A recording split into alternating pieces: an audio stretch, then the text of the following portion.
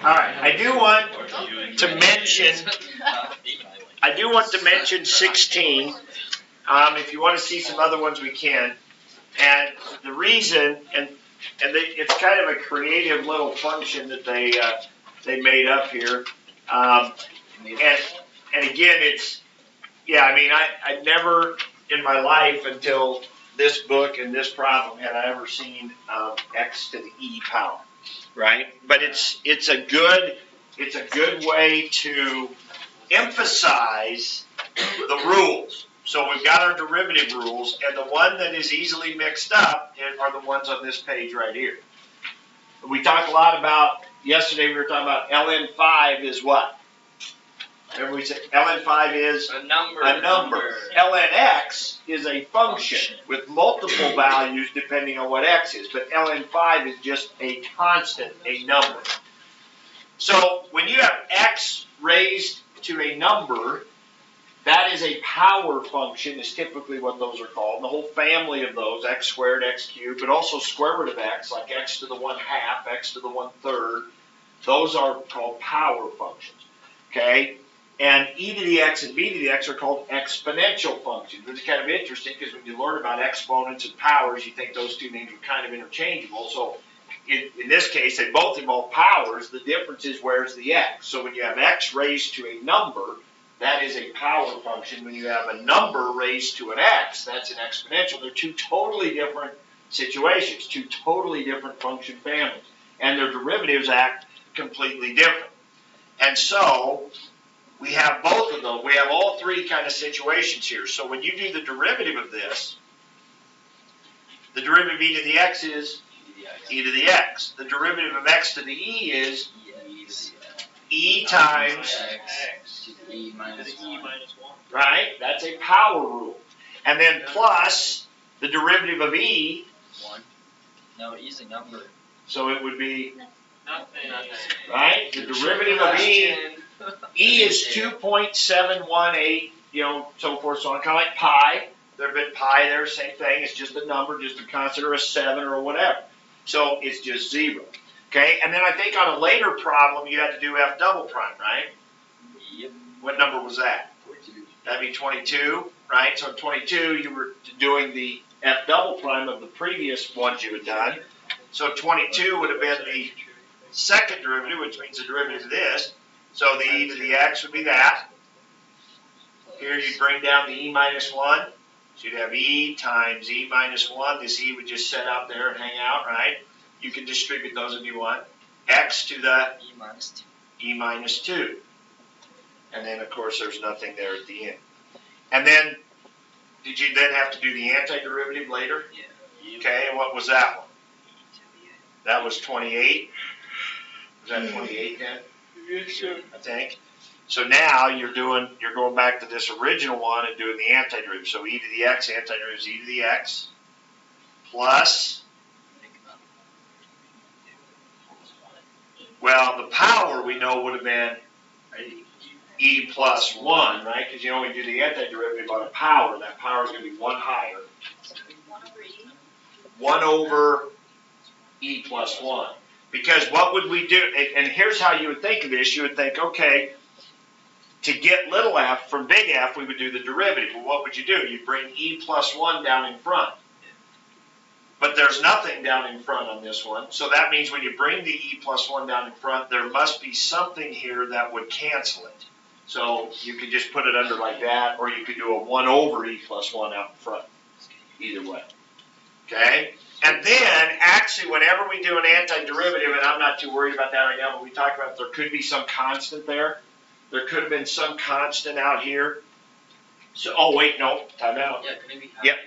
Hang on a minute. Yeah, I forgot about the e there. Okay, let me take that back. We got to deal with this. What's the antiderivative? Forget about e for a minute. Remember, it's just a number. What would be the antiderivative of 7? 7x, right? 7x is the antiderivative of 7 because we know when we do the derivative of 7x, anything that's just x to the first, you do the derivative, just a number in front. So we know that had to be what?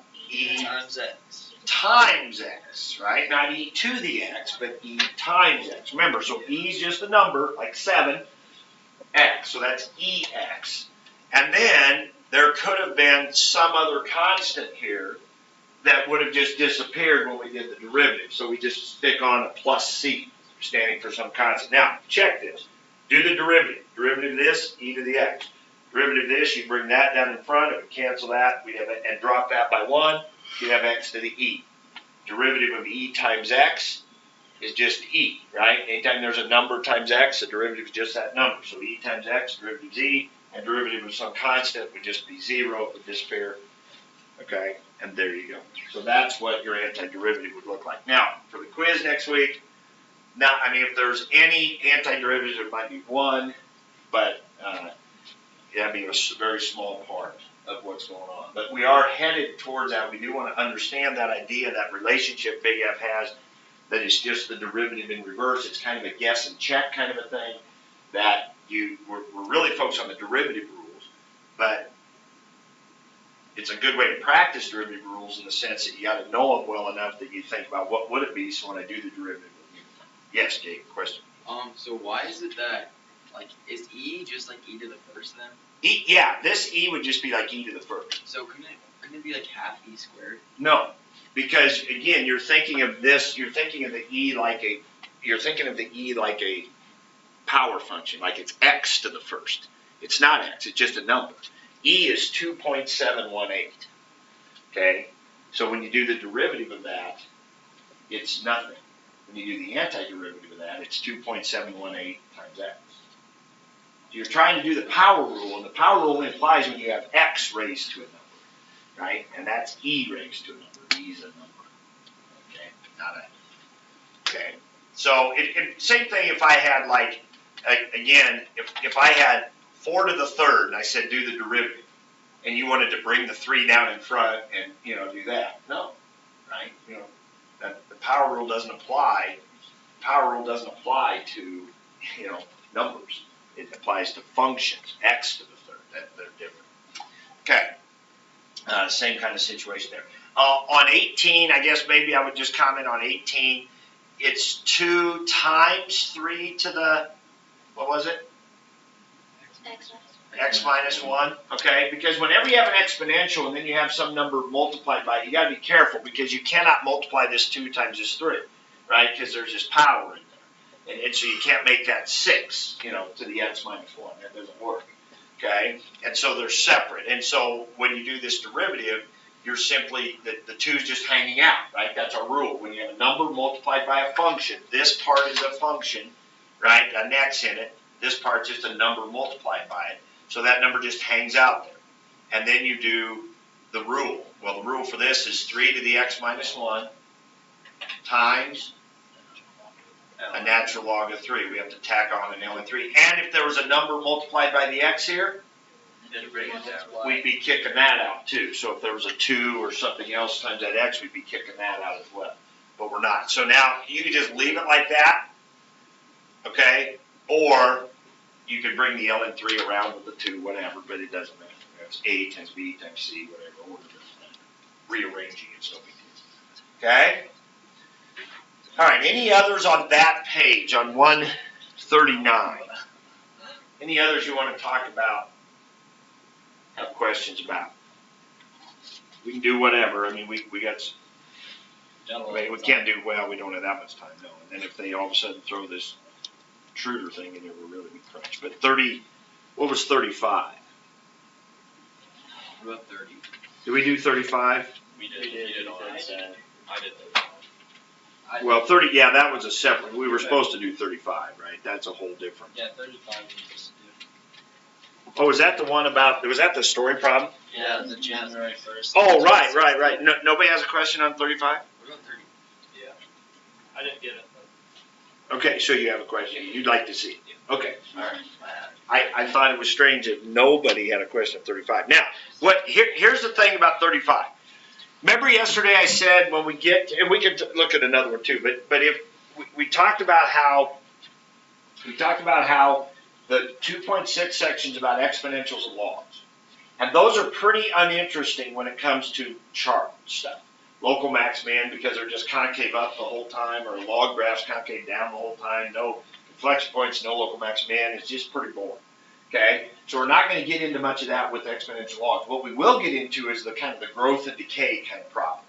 Population growth, bacteria decay, those kind of problems we're going to get into. So you're definitely going to see bank interest, money growth is exponential growth. So you would expect on the next quiz to have some sort of problem dealing with exponential growth and working with an exponential equation. And this is what it would look like, okay? So it talks about the population. They give you the equation P of T equals 50,000 times 0.98 to the T power. Is that right? Yep. T is a number of years since January 1st, 1960. What's the population of Boomtown on January 1st, 2000? So what do you do there? 40 for T. So that's simply P of 40. So that's 40 years later. T is the years. So that's, and I would like to see this notation. That'd be great on your paper. If this was the quiz, that would be really good to have on your paper. I'm not saying you have to have that, but you should write this down. This would probably be a calculator problem, right? I mean, because we're going to want to have this number, right? But even though you're using the calculator, you should write down what it is you're doing. Because if you screw it up and type it in wrong, if I can see that that's what you were thinking and doing, that's going to be to your benefit partial credit-wise, okay? So what did that come out to be? 22,285. Okay, probably good to round to the whole number since we're talking about people, right? At what rate was the population of Boomtown changing on January 1st, 2000? Was it increasing or decreasing then? So obviously we're getting into a derivative there, right? The rate, so we're talking about P prime. Now, what do they want you to do? They're still saying 2000, right? Yeah. So do we still have to plug in a 40? No. Yeah. Yeah, but plug it into what? The derivative formula, right? So here's the thing you're going to hear me say a lot. If you're trying to find P prime of 40, first find P prime of T, then plug in a 40. Too often people want to say, well, we'll just do the P of 40, do the derivative. Well, that'd be silly because P of 40 is just a number, right? And then you do the derivative of a number, you get 0 every time. That doesn't make any sense. So if you want P prime of 40, that doesn't mean the derivative of P of 40. It means P prime of T, then with a 40 plugged in. So we've got to find P prime of T, which means the derivative of this. Well, what do we do with that 50,000? It just hangs out there. 50,000 times, and now we do the derivative of that. Well, what's the derivative of that? 0.98 to the T times ln of 0.98. Because that's the rule of, this is the B to the X rule right here. This is the B to the X rule. It's a number raised to an X, in this case a T, right? A number raised to a variable. So this is an exponential function. So it's itself, just like e to the x is always just e to the x. 0.98t is 0.98 to the t is 0.98 to the t times then that factor ln 0.98. Now it turns out ln 0.98 is negative when you do it on your calculator, right? And one reason I know that even without a calculator is I know the natural log function comes and crosses right here at 1. So if I put, that's the natural log function. So if I put in a 0.98, I'm a little bit left of that x-intercept, so I'm getting a negative value. Okay? Again, this is a graph we should know. Okay? We should know the natural log graph. It's the inverse of the e to the x graph, which is this one, which crosses up here at 1. Okay? That's the e to the x, that's the ln x. Anyway, what is that as a number? Negative, oh, we put in a 40 now, right? So P prime of 40, so we put a 40 in for the T, type that out. What do we get? Negative what? 4, exactly. Or round it to the nearest whole number. Negative 450. Was the population increasing or decreasing? Decreasing. Since P prime is negative, that's a chart question, right? Since P prime is negative, P, the population, is decreasing, and the units would be 450 people per year. So at that year in 2000, their population is going down by about 450 people per year. You could say there are 450 less people there in 2000 than were there in 1999.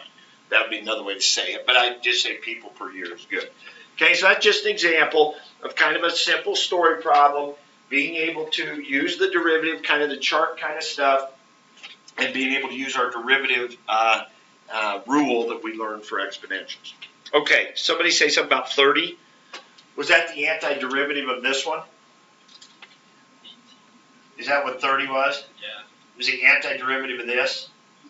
Right? So, let's think about that. Well, we know the 2 just hangs out there, so it hangs out there on a derivative. It's going to be just hanging out there on an antiderivative. We also know that 3 to the x minus 1 in exponential is really its own derivative, right? Yep. Except we always tack on that ln3, right? So we know that would have been there. So I'm thinking, okay, if this is big F, if big F, this is that guess and check part, if big F would have been this, I know I'd have left the 2 just hanging out there. There it is. The 3 to the x minus 1 would have just been this. There it is. But then I also know when I do the derivative of this, I'd have to tack on a ln3. There's no ln3 there. So it's 1 over it. So there must have been a 1 over ln3 sitting out here, because it's just a number also. Since it's just a number, it would just hang out as well. So this would hang out, this would hang out. Okay, so I'd have this 2. So when I do the derivative of this line, that would still be there. This would still be there. This would still be there. And I'd tack on an ln3, right? Because that's the rule for this. And the ln3 would cancel that ln3, and I'd just have this, which is what's there for the left. So that's what 30 would look like, the antiderivative. Again, let's don't get too hung up on those. Much rather have you be able to do your derivative rules, because those will be on there a lot. Some where you just have to do the derivative, but then some where it's a story problem like this where you have to do the derivative as well. So much more important that you're good at the derivative rules. Antiderivative, not as big a deal. Yes? Okay. I know this is kind of a stupid question. You told us not to get mixed up with this. As I But just said it, right? Okay, go ahead. yeah, 6 and 8. Like, you know how it says like theorem 12 and theorem 11? I got confused. Do you just So- plug in that number to the equation and solve for it, or what? Right. So h of x is log base 10 Of x. of x. If I go back to the page where it says theorem 12, it says the derivative of log base b of x is 1 over x times 1 over ln b, which is the derivative rule we wrote down, right? And it says evaluate h prime. Let's just pick one of those. It says find h prime of 10. So this is back to what I was saying a minute ago. Before you find h prime of 10, you need h prime of x. So we do h prime of x according to our derivative rules, which your book called theorem 12. And that's what? 1 over x times 1 over ln 10, right? ln of the base, right? And that's this rule, that's this derivative rule right there. Okay, so we're just following that rule, which they called theorem 12. And now we plug in a 10. So it's 1 over 10 times 1 over ln 10. And that's your answer. Okay? All right, let's go to the next page, 147. Any things you want to discuss there, 10 through 13 or 18 through 34? 10 through 13? Yes, sir. Okay, what is that function? It's x plus sine. X plus sine x. So this is similar to one we did yesterday on the worksheet, actually. And right away you do this. When you read about that function, actually they called it g. Are there any stationary points or are there inflection points? Local max, local min. Okay, when you hear stationary points, you think what? G prime. Derivative equals 0. We think inflection points, you think G double prime equals 0. Those are possible inflection points. The number lines are going to tell us the story, right? So we need G prime and we need G double prime, okay? So G prime is 1 plus cosine x, and we want to set that equal to 0. So where does cosine x equal -1? Right there. And I think it did say we're supposed to only look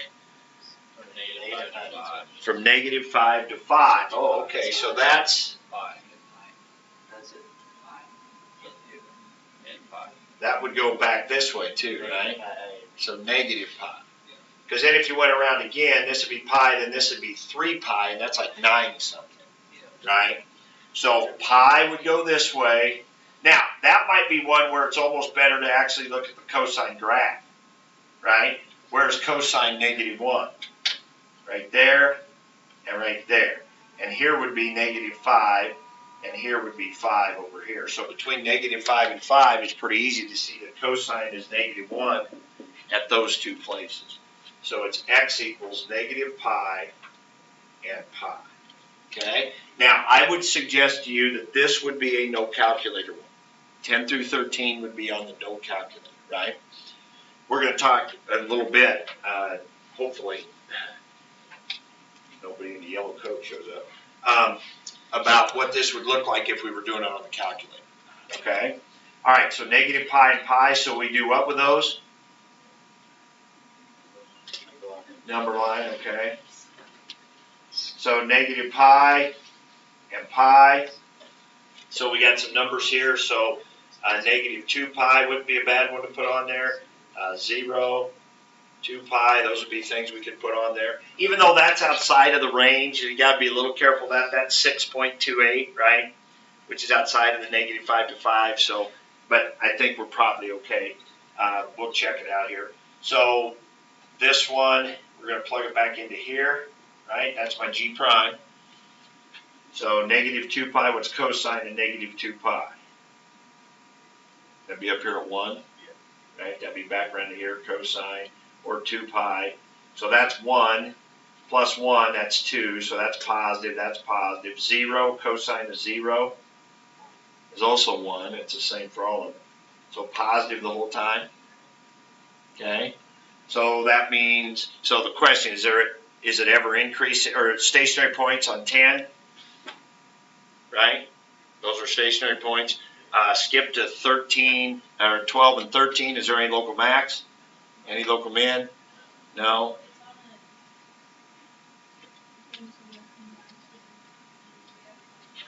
Okay, good question. Yesterday we did a problem where it said, what are the max and min values? And it was like this, wasn't it? And it was always increasing. So we said the max value would be here and the min value would be here. That's a global max. We're going to actually talk more about that today. Global max min means the highest point and the lowest point on the interval. Okay? But this one, I think, said local, didn't it? Yeah. Yeah, so 12 and 13 said local max. That's peaks and valleys. So local max and min is peaks and valleys. Global max min's highest and lowest point, which can be at endpoints. Local max and min will not be at endpoints. Okay? So we'll talk more about that, but local max min's, think peaks and valleys. Global max min, highest point, lowest point. Okay, so we would say no local max min. Okay, inflection points now. Inflection points are G double prime. So what's the derivative of 1 plus cosine? Negative sine. The 1, the derivative is 0. So negative sine, where does that equal 0? We could even divide by a negative, so we're just asking really where sine is 0, which would be where? The y value would be here. Pi, negative pi, right? Again, we could look at a sine graph if that's helpful. Where's a sine graph 0? Now remember, we're going from -5 to 5, which is like from here to here. So at negative pi, at 0, and at pi. 2 pi is too much. 2 pi is like 6.28. So x equals -pi, 0, and pi. Those are possible inflection points. So we do a number line. Now we notice this is kind of an unusual one because it's repeating some of the numbers we had over as stationary points. Well, isn't it possible that a point is a stationary point and an inflection point? What are flat spots usually? Aren't those usually inflection points? A flat spot is usually an inflection point, and since it's flat, it's also a stationary point. The derivative is 0. So flat spots are often, and then that's what we think we have here, right? We think we have flat spots here and here, right? Because the derivative is 0 then. So my guess is those are going to show up to be inflection points, but let's just try here. So if we go -2 pi, now -2 pi is actually not going to work, and we'll see here. This would be -pi halves, and this would be pi halves, but watch what happens. Remember I said how it's outside the interval, -2 pi and 2 pi? let's just do 2 pi and let's put it back into the derivative. Now we got to be careful here. I did this for a reason. I divided by the negative for a reason. When you go back and plug it into the second derivative, you got to go back to the original second derivative, right? Because we care if this is negative or positive, right? Well, if we took off the negative sign, aren't those going to be opposite now? Right? And what does this number line tell us? If we have positives and negatives on here, what's the G double prime number line tell us? Concave up and concave down. And if we have those pluses and minuses backwards, we're going to have our concave up and concave down backwards. Now, it'll still switch concavity, so we'll be okay on inflection points, but we'll have our concavity wrong if they ask us about that. So you have to go back to your original derivative. Now, it can be factored, and that's okay. But if you've divided by a negative or something, then all of a sudden those signs can be off, so you got to be careful. All right, if I put negative 2 pi or 2 pi into sine, I get 0. But we don't want to get 0 here, right? So it's outside of our interval, so we really should have put 3 pi halves here and negative 3 pi halves here. So we got to be careful. We should stay inside of our interval. It worked okay here, but we got trouble here. You never should plug something in to your derivative and get 0, because that should have been one of your points here when you solved it, right? So we got to be careful of that. All right, let's start here. 3 pi halves. So sine 3 pi halves is down here. What is that? Negative 1. But we got this negative. So this is positive. Put pi halves in. Pi halves, sine is 1. With a negative, makes it negative. Negative pi halves is actually down here. That's negative 1 with a negative is positive. And then negative 3 pi halves would actually go back up to here, right? Which is 1. Of course, you can look at the sine graph too. Here's negative 3 pi halves right here, right? Negative 3 pi halves is up here, which is 1 with the negative. Okay, so those are inflection points. We have concave down, concave up, concave down, concave up. Those are all inflection points. We would write that, and actually on the quiz, it would say justify your answer, just like the quiz we did local max and min. You would say these are inflection points, and you could do them all at once, which is nice compared to local max min. You could say they're all inflection points because G double prime changes from negative to positive or vice versa. So therefore, G changes concavity. That would say it right there, why those are inflection points. Okay, very, very important kind of problem because that is going to be on there for sure. Maybe in a calculator version and maybe in a no calculator version. Could be both. Similar to the question you had on the quiz last time. This chart stuff, very important. It involves the derivative rules. We had to do that to do our derivatives. Okay, but being able to solve those where they're 0, do a number line, read off that number line, the chart stuff, very key. All right, so let's move on here a little bit. And let me talk about the things that we're going to have on this next quiz. There's really 4 items, and I don't know that you need to write them down right now. To be honest with you, I'm not sure it's going to do you much. We'll go through that after we've been through some of this, but we're going to talk here in a minute about differential equations. Okay? We're going to talk a little bit here about global max and min, like Nicole pointed out. Global max min is just finding the highest and the lowest spot on the graph. It's very similar to what we were just doing. The chart stuff, that's the problem we just did. Inflection points, local max min, increasing, decreasing, concave up. That's what we just did. So the chart stuff we should be pretty good at. You're not going to get it with exponentials because exponentials really don't have much of this going on. So it's mostly the trig ones we'll be working on there. Okay, so we just did an example. We'll be working at least one example every day until the quiz, probably.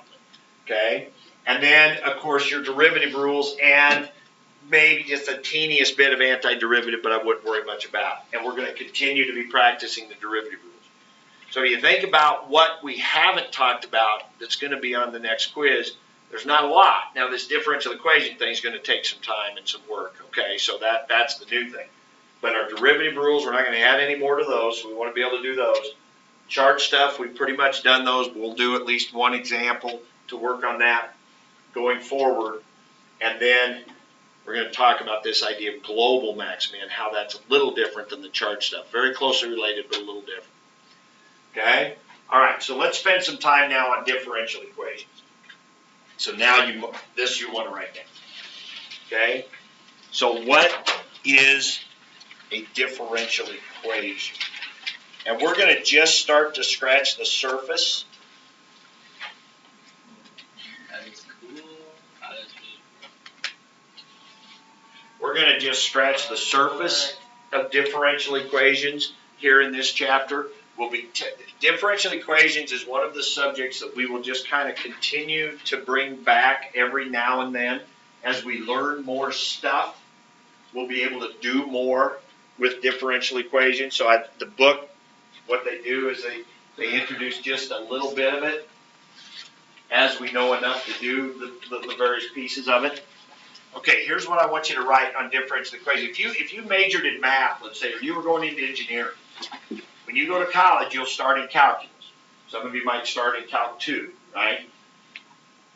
Then you would take Calc 3, which is three-dimensional kinds of stuff.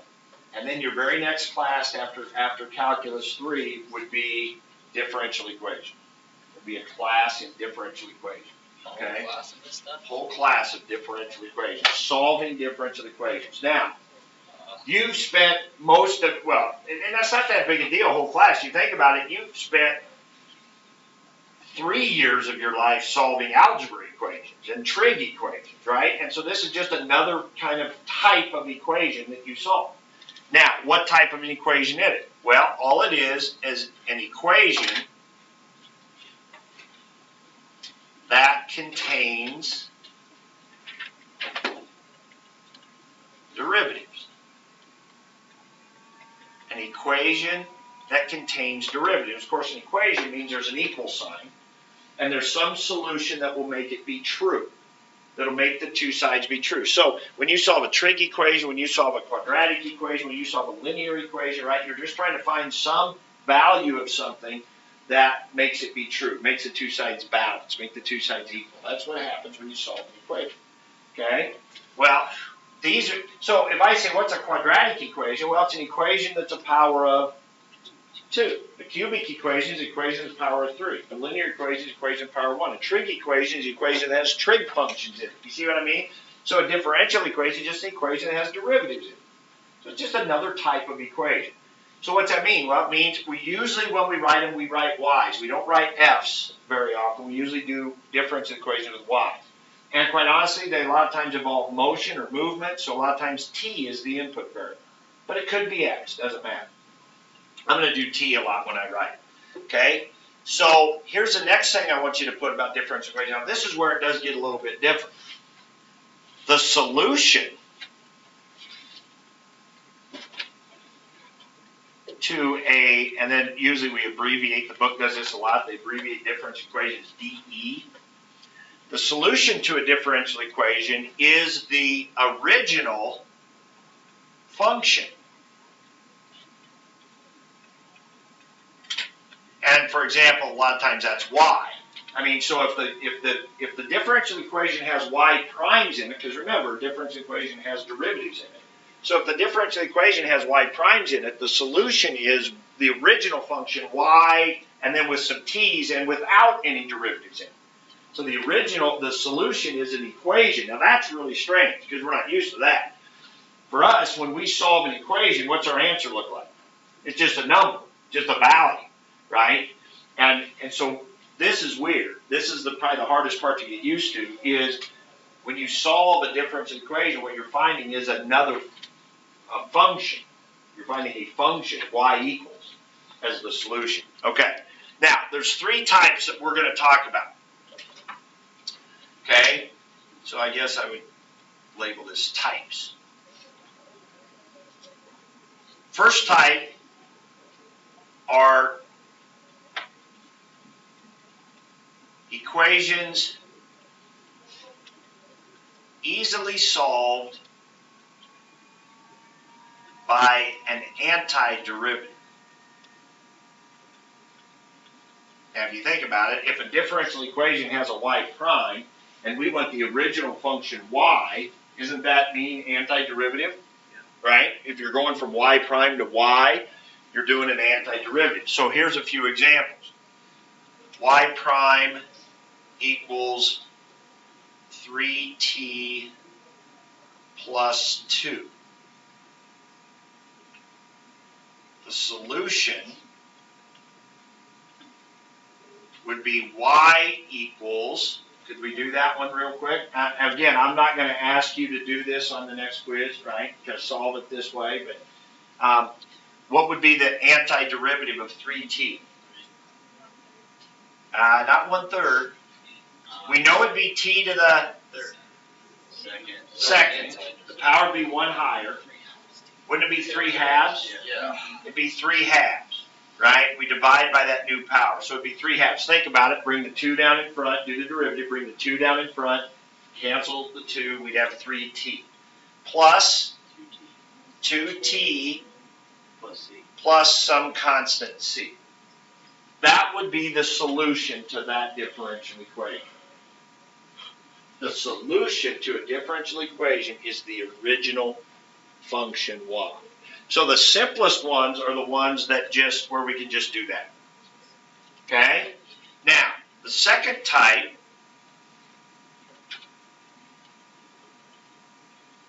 are equations we can't solve, parentheses, yet, but we'll memorize.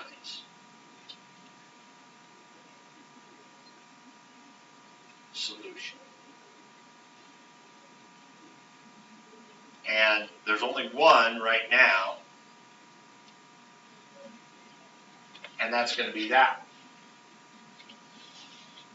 Y prime equals k times y. Now what do you notice it's kind of strange about that one compared to the other one we did? It's got a y in it instead of the input variable. So the first type can easily be recognized by, it's just a y prime equals, and then on the other side is just x's or t's or whatever the input variable is. If that's what the situation is, if it's just y prime and then some t's and x's, then we could just do an antiderivative. Now again, we're not going to spend really much time here in this chapter doing that because we're not really worried about practicing our antiderivatives right now. Okay? But this type has a y in it, so we can't do the, and this is where that Leibniz notation becomes so important. When we talk about with respect to x and with respect to t, so when we do this antiderivative, we're doing it with respect to t. Same thing here. You do the antiderivative with respect to t, well, or the input variable, but y is the output variable, right? So we can't raise that up to a y squared, for example, right? It doesn't work. Can't do that with the output variable. So there's going to have to be another way to do it, and that's why I said yet. Like, right, in March, we'll be able to solve this one, but not now. Okay? So what we will do is I'm just going to show you the solution, and it's y equals ae to the kt. Surprise, surprise, it's an exponential function. It's an exponential function. Now the k is just some constant. Notice the k that was here is the same k that's in there. And the a that's in here is kind of like the plus c on this one. Now why it's not a plus, why it's times, don't worry about it.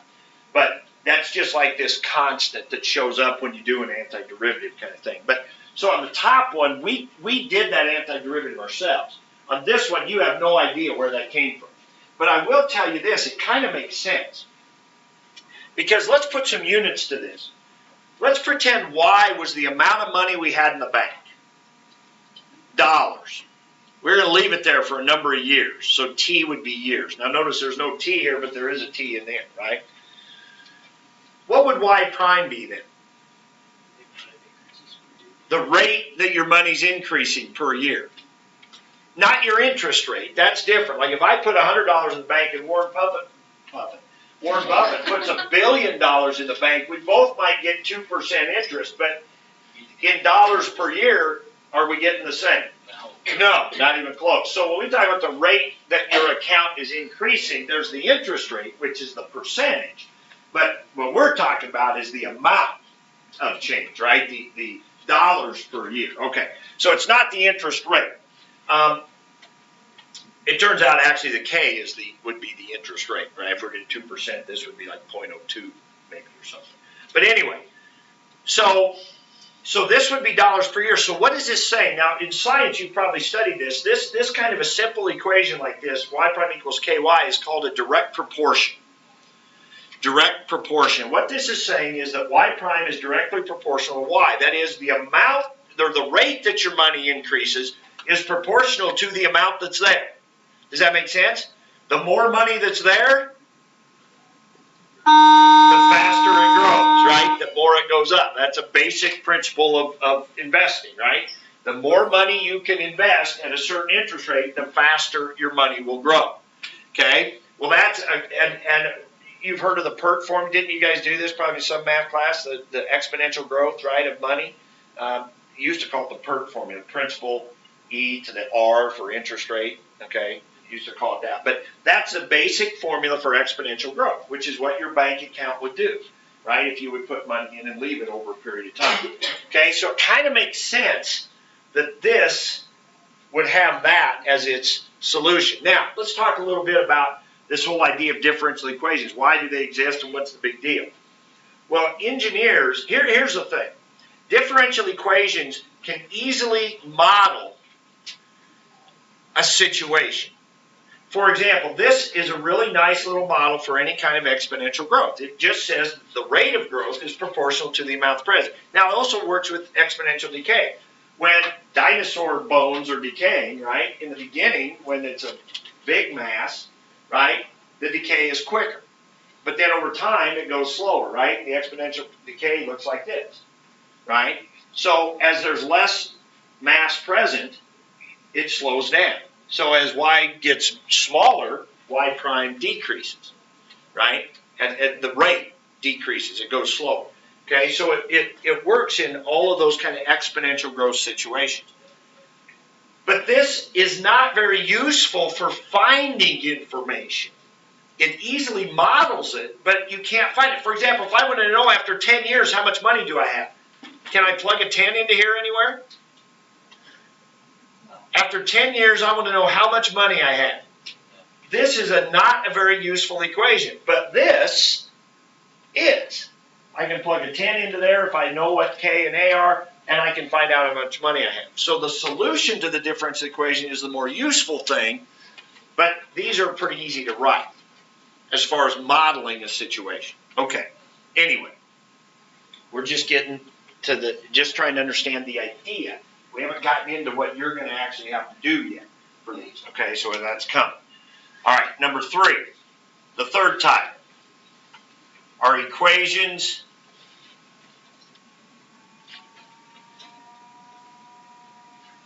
we can't solve.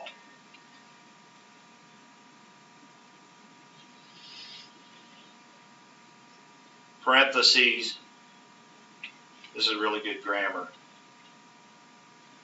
this year ever.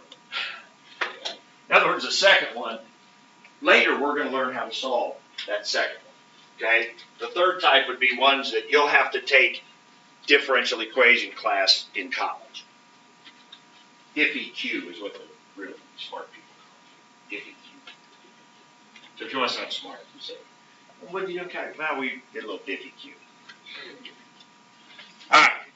So now those would look like this. For example, now remember, a differential equation is just an equation that contains derivatives, right? So like this: 2y plus x squared equals 3y prime minus 4y double prime. Easy, right? So that would be a differential equation. It's an equation, it's got derivatives in it. The solution to that would be y equals with just some x's. Who knows what that would be? I have no idea. Okay? But that is a differential equation. Okay? Plug that into your calculator? No. The calculator will do some things with differential equation, but it's not very easy to read, and it's confusing, and if you really don't know what you're doing, it really doesn't tell you much. So calculator is not going to be much help for what we're going to do, and it'd probably be a waste of time for the most part, for all of us anyway. If you want to dig into it a little bit, you can. But so let's talk more right now then about what you're going to have to do with this. Okay? So let's take an example. Here's what you're going to have to do. Okay? Verify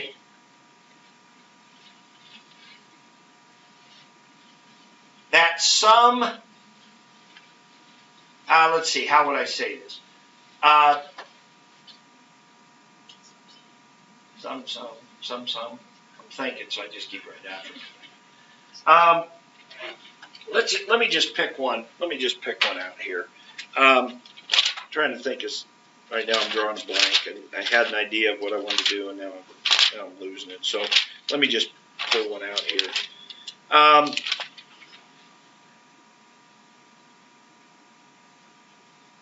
Okay, let's do this one. This is like one of your homework ones. Okay, so let's say y prime is equal to 1 over 2y. Now this is very, very similar to one you're going to do in your homework. Okay, very, very similar. And so that is a differential equation. Is it one we can solve? Is it the one that we're supposed to memorize? Yes. Now remember, that was y prime equals some number times y. Is that this one?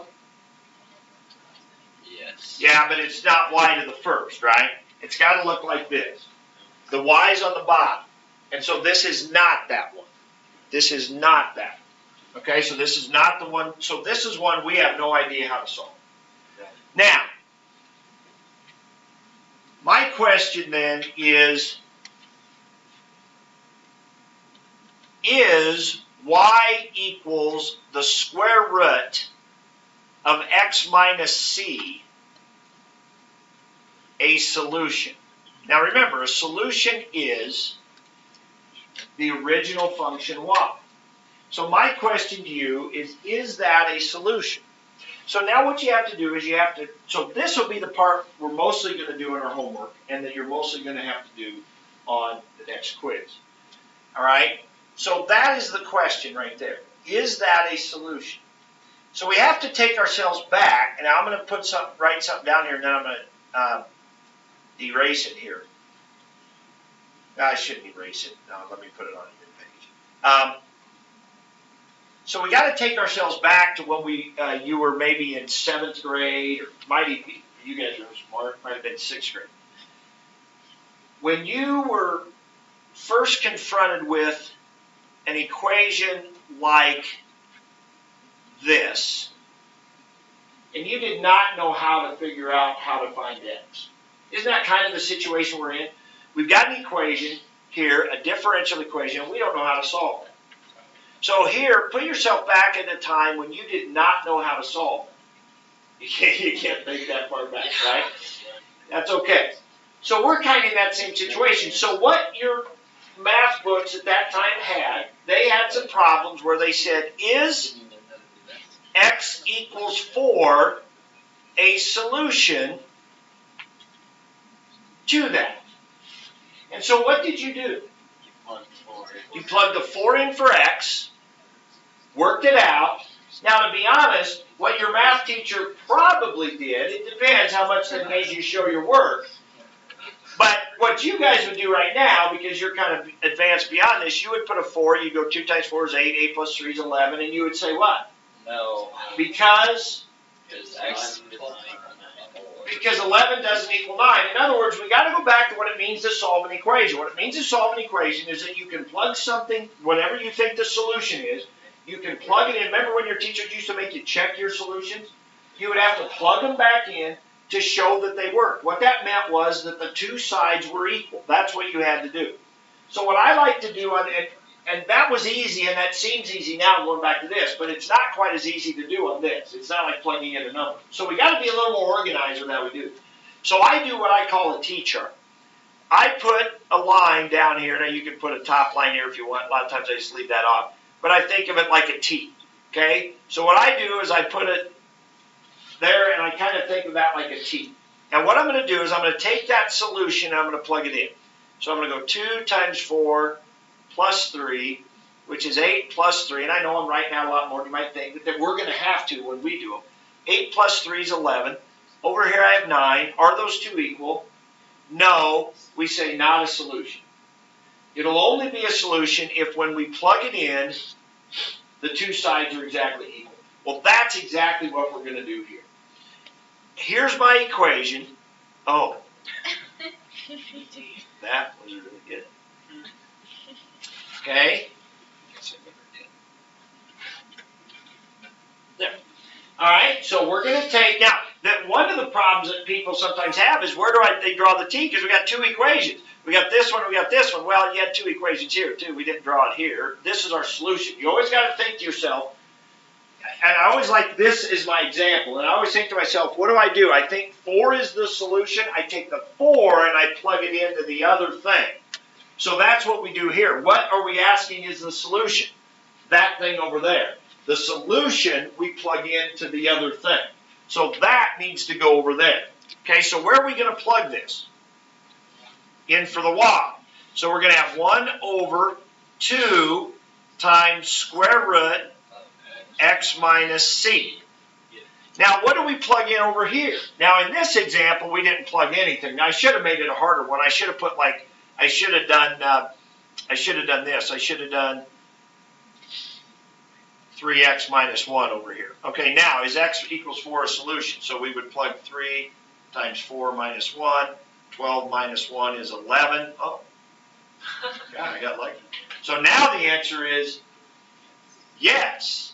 X equals 4 actually is a solution of that, right? Because the two sides are, I actually had to work out stuff on both sides on that one. Okay, well that's what we have here. So what do I put over here? I have to do the derivative. Yeah, I can't put 1 over 2y here. I can't say, oh, y prime is equal to 1 over 2y. Why can't I do that? Because we're trying to see if y prime is equal to 1 over 2y, if that's the solution. So we can't just say, oh, that is equal. Of course it'll be equal, right? I mean, that would be circular reasoning. We can't do that. So what we need to do is we need to do the derivative of this, okay, and put that on that side. Well, first of all, before we can do that derivative, we better rewrite it as x minus c to the 1/2. Now, does the minus c worry us on the derivative? It's just a shift, right? That's not a problem, but the inside always stays the same when we do a derivative, right? So we're practicing our derivative rules here. So y prime is going to be 1/2. X minus c stays the same to the negative 1/2. And if there was a number in here, like a 2 times that x, we'd kick out a 2, right? So if there's a number times that x in there, we would kick it out. But there's not. So that goes over here on this side for the y prime. Now, are those two things equal? They are. However, if this was on the quiz, you could not stop there and say, yes, I need you to show me that it's a solution so that a 5th grader could look at it and say, oh, yeah, those two are equal, like on this problem. 11 and 11. I would not want you to stop. I don't think your 5th grade teacher would let you stop with an 8 plus 3 on this side and a 12 minus 1 on this side. They'd want to see that you get 11 equals 11. So we want them to look alike. So we would say, well, this is just negative power. If we just flip to the bottom, the 2's already down on the bottom. So this would be x minus c to the 1/2. And of course, 1/2 is just, I'm not saying you'd have to show, I'm not saying you'd have to show both of those steps I just did there, but you would have to make it, you'd have to simplify it down to where you can say, yep, those two things are the same. So the answer to this question is yes. That is the solution to that right there. So see how we're in that beginning stages of these equations. We don't know how to solve them except for the very simplest ones, the ones that just have the input variable here. Those are the only ones we know how, and that's with antiderivative, and we're not even going to mess with really doing that. I don't think I asked you that on any of the homework. What I do ask you is this question: verify or show that something's a solution. So we're like that 5th grade student who just learned about solving equations. I give you the answer and ask you to plug it in and show that it is the answer. That's what you're doing. Okay? So is that a solution? We plug it in. And what's it involve? It usually involves taking and plugging it in for the y, and then doing the derivative of the y they give you, and then plugging that in for the y prime. Okay, and if there was a y double prime in that differential equation, you might have to do two derivatives here to plug in for the y double prime. Okay, all right, that is verifying that a differential equation has that solution. All right, so last thing we want to do today is we want to talk a little bit about this global max min stuff. You're going to have one of these on your homework. Now get your calculators out. We're going to do this as a no calculator and a calculator all together at the same time, right? Because I think on your homework you have one calculator and one no calculator problem. So we'll kind of kill two birds with one stone here as we go through. Okay, so here's the problem right here. Now this is very much like page 147, number 37. That's one of your homework problems today. I think I just changed it from a plus to a minus or something. And so you'll really have a good something to look at to kind of check if you're doing things correctly. Okay? So the question is, find the global max and min values from 0 to 2 pi. So that means what? Highest and the lowest point. Okay? So before we can do that, let me say one thing under here, under this idea of global max min. Global max min occur at stationary points or endpoints. Right? Now let's think about that a minute. Doesn't the highest point have to either be at a peak, like a local max, or like Nicole was saying earlier, if you get a function that's always increasing, if there aren't any local maxes or mins, couldn't it be at an endpoint, right? And so I might just even draw a couple of situations. Now the key is we generally do a global max min on a closed interval. So we almost always have endpoints to deal with, okay? So if you're only looking at a piece of a function, see, here'd be a situation where the global max is there and the global min is there. It's at the global max and min are the same as the local max and min. But you could also have a situation where the highest and lowest points are not at the local max and min. They're at the end points. You see what I mean? So what this tells us is where to check for. Now, how do we tell what the highest and lowest point is? But I mean, how do we tell if one point's higher than another? I'm not looking at a graph, I'm sorry. Looking at an equation. And you know that the local max is at 2 and the endpoint's at 4. How do you tell how do you tell if the local max is higher than the endpoint? Plug it into the original. Well, not necessarily increasing, because the local max, you know this. Plug it in to the original function. Plug it in, you're trying to find the global max and min of f. Plug those numbers into f and see what their y value is, right? And the one that's got the biggest y value is the highest. And the one that's got the littlest y value is the lowest. You see what I mean? So the strategy is to find the stationary points and the endpoints. And the endpoints are going to be easy because they're going to be given to you.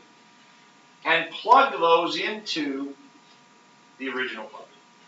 That's our strategy. Okay, matter of fact, might be worth writing down. Find stationary points and endpoints, and the endpoints are not going to be hard to find because they're usually given to you. And plug into f, the original function, because usually that's what they're asking, right? Very rarely will they say the global max min of f prime or whatever. I mean, so it'd be f or g or whatever. Typically, that's what it is. Plug into the function you're trying to find the global max min value. So it's like chart questions because we have to do the stationary points, right? You have to do the derivative, set it equal to 0. But the difference in chart questions is we do a number line and we just check when it's increasing and decreasing. We're not going to do a number line on these. we're going to simply find our stationary points, which is where the derivative is 0. And we're going to take those points and our endpoints and we're going to plug them into the original. I call it a list of candidates. Our stationary points and our endpoints are our candidates. We're just going to make a list of candidates. We're going to plug those into the f function, and whichever one's the biggest is our max, whichever one's the littlest is our min. Make sense? Okay? That's a global max-min problem. All right, so here we go. Global max-min problem. So we're interested in, so what we're going to do is we're going to find our stationary points. That's what we want to do. Find our stationary points. So we need f prime. What's f prime? Derivative of 1/2 x? 1/2. 1/2. Minus Cosine x. cosine x equals 0. Right? Because we're looking for stationary points. So we add the cosine over, or subtract the 1/2, divide by negative, however you want to do it. Where does cosine equal 1/2?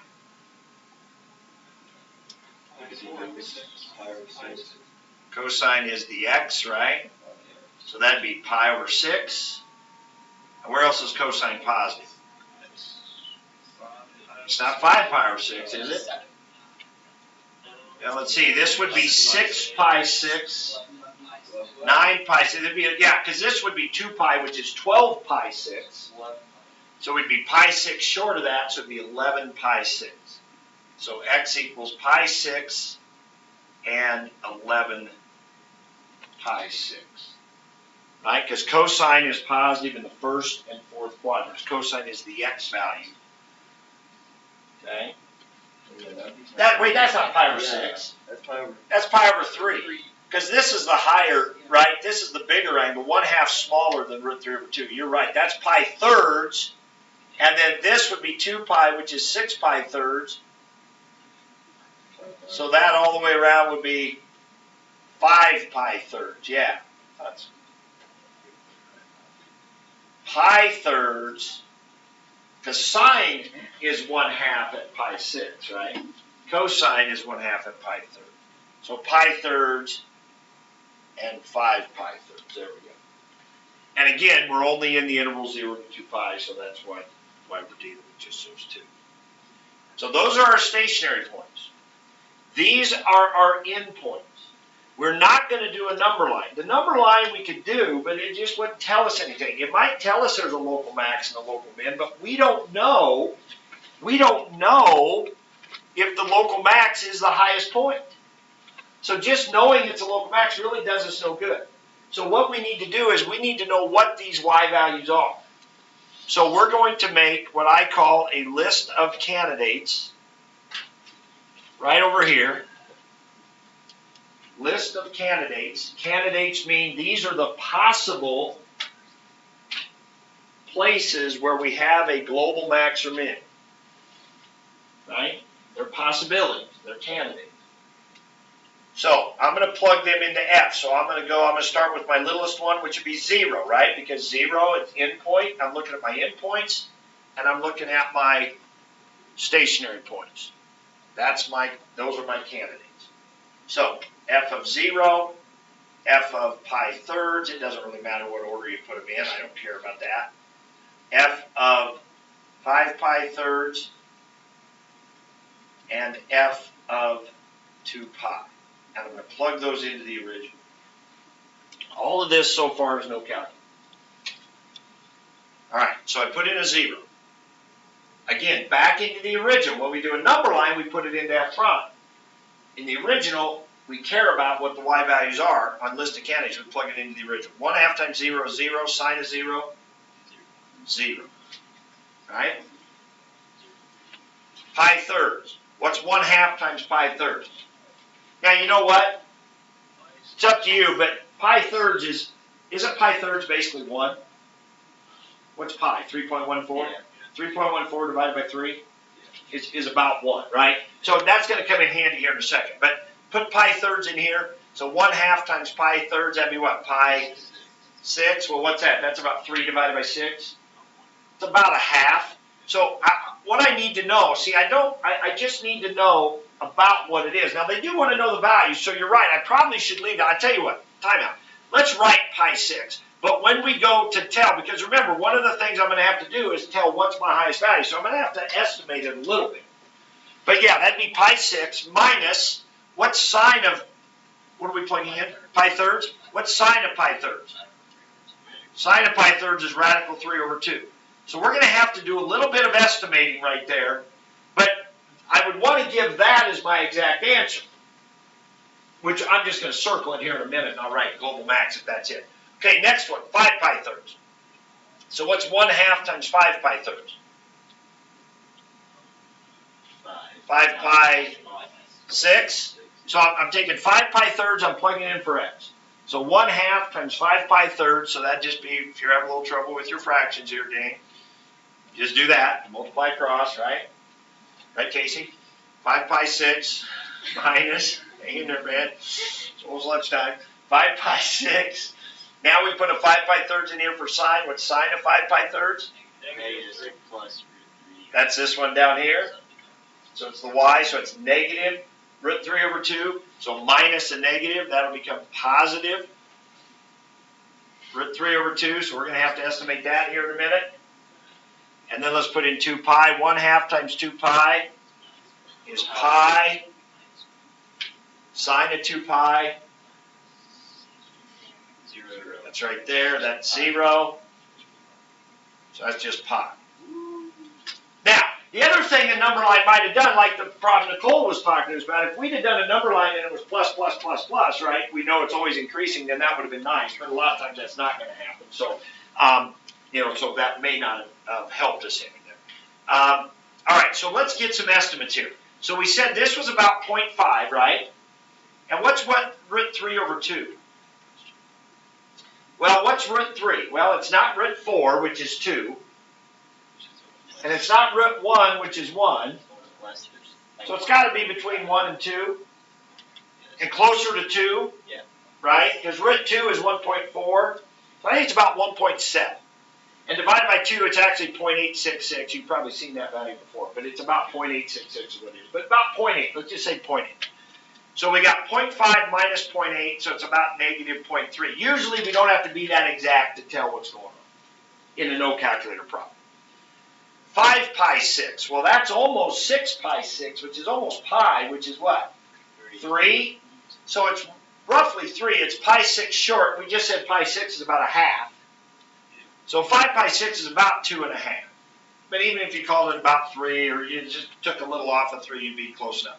What did we say root 3 over 2 was about 0.8 something? So 2.5 and 0.8 is about 3.3, something like that. And then here we get pi, which is 3.14, right? Now, those are actually pretty close, 3.3 and 3.14, which might make you wonder. So how could we have told? Well, if we would have done a number line, and so I usually say global max min, don't do a number line. If we would have done a number line, we would have found out that at 5 pi thirds there is a local max. It comes up at 3.3, and then it just decreases for a little while, because 5 pi thirds is pretty close to 2 pi. So it goes up, hits a local max, and then decreases just a little bit. So that's why it hits a high point of 3.3, and then it goes down just a little bit to pi, which is 3.14. So to answer the question, what are the global min and max values? What's our littlest? This one? So I would circle that right there, and really all we care about is the y value, so that would be our minimum. And I would circle this one here, and that would be our maximum. Now, it might be better to actually go write a sentence and do it, but I'll accept that right there. Here's your list of answers. On the AP test, they accept that as your justification of why something's a global max or min. You've identified all the possible places it could happen, which is your stationary points and your endpoints, and you've checked them all. Check them meaning put them into the function to see which is the biggest y value, which is the lowest value. List of candidates. Okay? All right. So if we go through the different things that are going to be on the next quiz, we don't have hardly anything new to add at this point. Now, we need a lot of practice probably on this idea of differential equations, right? So that'll be a lot of our focus over the next several days, okay? On Friday and Monday, just that idea of verifying, but mostly it's this kind of thing here, okay? You're going to get a practice global max min, which is this list of candidates. The chart stuff is like the problem we did back here, right? Which is similar to what we did on the last quiz, except we're going to be doing some trig stuff with it more. Okay, so a lot of trig here, the global max min and the chart stuff was that. And then, of course, all of this involves knowing your derivative, right? All of these problems involve somehow being able to do a derivative. Okay? All right, so homework on your homework sheet, I believe, is, oh, timeout. Calculator. We gotta see this. We gotta see the calculator. So let's do this same problem we were just doing.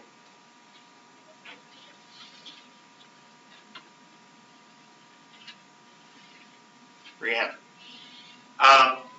Let's do this same problem quickly, and let's just talk about what this would have looked like if this was a calculator problem. Now the difference is on a calculator problem, probably not going to come out so nice. We're going to probably get decimals, right? Which is fine. Actually, it might come out pi-thirds. It'll just give you the version. So everybody get your calculator ready. Yes. Why did we choose 3.3 as our max? Because because 0, negative 0.3, 3.3, and 3.14 is the highest of all. Oh, okay. Yeah, 3.1. Okay, so now let's pretend this was a calculator problem. So we got our calculators out, and we would need to show pretty much all this work. We would not probably have this over here, because we wouldn't have to be solving, or any of this. Maybe you didn't have to write this down anyway. We wouldn't have to maybe add or subtract this, okay? But what we would have done is the problem would have said, all right, find your global max min of this function f. So we just said, okay, I need to do the derivative and set it equal to 0. So you need to do the derivative, but Brianna, go on your calculator here, and just for the heck of it, let's say you weren't confident in your derivative skills. Go to your, get your scratch pad, let's go to your calculator screen. I would not spend any time on the graph screen, quite honestly. Now, could you graph that f function, see, and do a window from 0 to 2 pi and see the highest and lowest? Sure. As a double check, you could certainly do that. Okay, it would take a little time, but as a double check, but it's not going to be good enough. You could never on a quiz just do that, right? Graph the function and then find the highest and lowest point and write that down. All this stuff, all this justification has to be there, okay? So, on here, let's go ahead and do the derivative of that. So just to practice, I think it was an easy derivative. You could do it on your own, but let's say you weren't confident, so let's go to your derivative key here. And everybody could do this with us if you want, and do the derivative over here. And we put an x down there. And in here, we would put 1/2 x minus, was it sine x? Right? And then hit enter. And there it is. There was our derivative. Now we want to set that equal to 0, right? Right? Yep. And we want to solve it. Now, we got to be a little careful. So here's where we'll go. We'll go to the menu. But we could have done that derivative on our own. We certainly didn't need the calculator to do it. On your paper, you would have need to written f prime equals 1/2 minus cosine x equals 0. You need to write that out, that you're doing the derivative setting it equal to 0. It's got to be on there. Now go to algebra. Go to solve. You could just type solve on your own if you want. Now, I'd go up and grab that. Now, this is where it gets a little bit tricky. So, I always have to answer this question a bunch of times for people. So, I'm going to try to be very, very specific about it right now. Equals 0, comma x. Now, don't hit enter yet. Comma x. Now, normally, we could just go and hit enter right now on a solve problem, and it would give us those solutions. But the trig ones are tricky, because remember the plus 2 pi n business? That's what's going to happen right now. Now, I'm going to have Brianna go ahead and hit enter right now, but really we would not want to. But do you see that mess there? That's the 2 pi n stuff going on. Now, you can look in there and kind of see your pi thirds, and there's a, well, not really, I guess. It's kind of strange. So we want to avoid this because we know we're only looking from 0 to 2 pi. So we want to tell the calculator we're only looking from 0 to 2 pi. So arrow back up to here and grab this. So when you're doing a trig problem, or you're doing any problem where you've got a domain, you've got a closed interval, you want to put that in your solve equation. So we want our arrow out, we want a cursor outside of the solve. We put the comma x inside, but then we want the cursor outside of the solve, and we're going to put the vertical bar, which you find control equals right here. And we grab that vertical bar, which means with or such that, and we're going to tell the calculator that we want to solve this with, and then we want to do the restriction from 0 to 2 pi, so that we can't, unfortunately, do square brackets. I wish we could. Unless they've updated the software, I don't know, maybe it'd be worth trying. Why don't you go control left bracket and do 0, 2 pi. It'd be really nice if they've done this, but I don't think they have. I think that means a matrix. Hit enter. Yeah. Okay, I knew it would. Oh, it never has. Okay, so go ahead and arrow back up again. Grab that. There you go. Grab that. Okay, let's hit delete there, and let's delete that. Okay, so we got our vertical bar. So what we're going to do is we're going to go 0, and we want the less than, which is back where we got the vertical bar, control equals. We want less than or equal to, because it's a closed bracket, and then x. And then less than or equal to again. And then 2 pi. So what we're doing is we're saying solve this, and then with this restraint. And now hit enter. And there we go. Okay? All right, so now back to our work here. So we would have written this down. We would have went to our calculator to have it solve it for us, and then we would have written down that result. Now we know the 4 places we have to check, right? Now, if these were decimals, we'd want to carry out about 5 or 6 decimal places, because we're not going to plug those into the original function, and we want to have accurate answers out to 3 decimal places. So I'm going to take pi thirds, 5 pi thirds, 0, 2 pi, plug them into my original function. Now, I would still have to write this list of candidates and everything, but on my calculator, I could do the plugging in instead of doing it by hand like we were doing. So, here's a quick, nice way to do this. So, let's type our original function out. We're going to use the vertical bar again. So, type out your 1/2 x. Well, we're going to use it in a minute, but let's type the original function. So, let's type 1/2 x.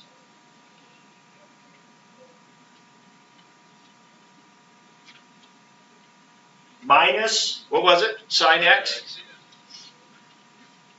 Okay, now, stop right there, or go put the cursor out at the end of it. Now, we could have just put a 0 in there right now, and we could have put a pi thirds in there right now. Let's pretend they were some weird decimals.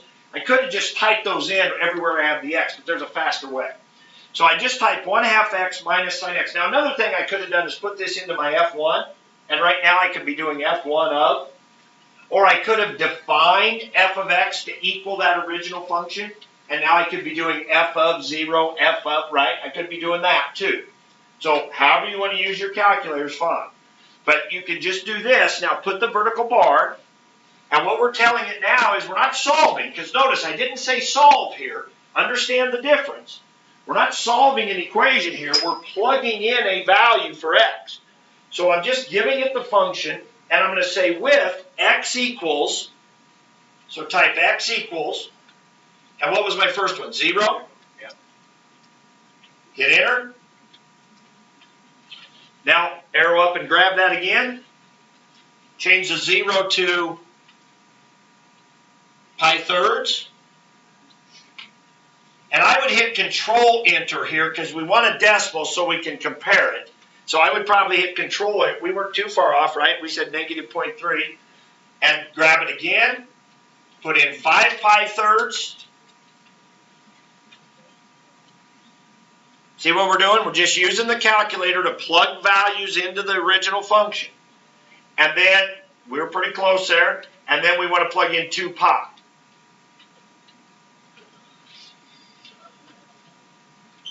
And then those values there, we would be writing down just like we did.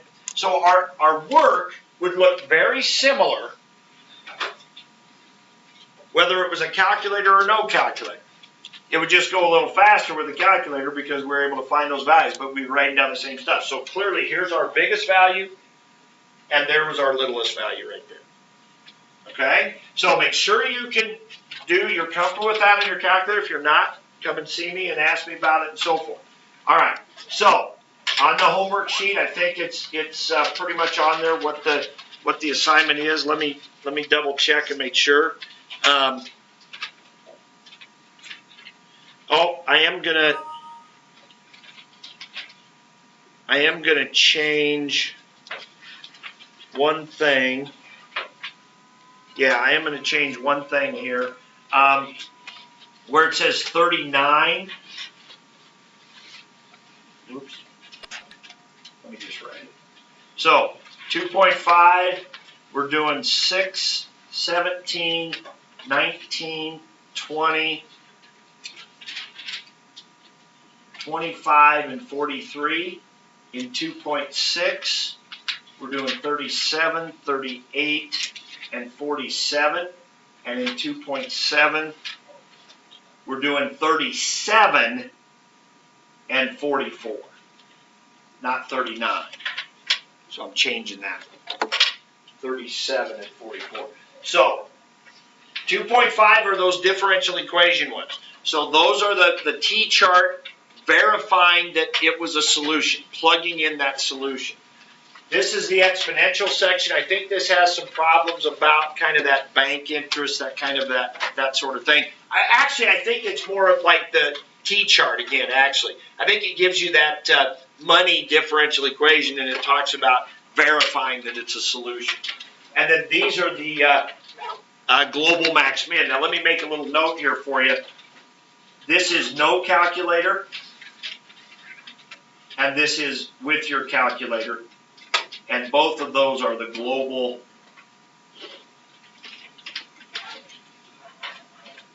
max min. I think 44 actually might also, I think 44 might have some number line stuff too. I think 44 is with a calculator, but I think it also asks you some chart stuff. So it asks you both local max min and some global max min stuff. Okay? So you might have to do some of both. You might have to do a number line, might have to plug values. All right. Sorry we didn't get intruded on today. But when it comes time for the quiz next week, you might be glad that you didn't miss out. Tim. Because we'd be scrambling a little bit.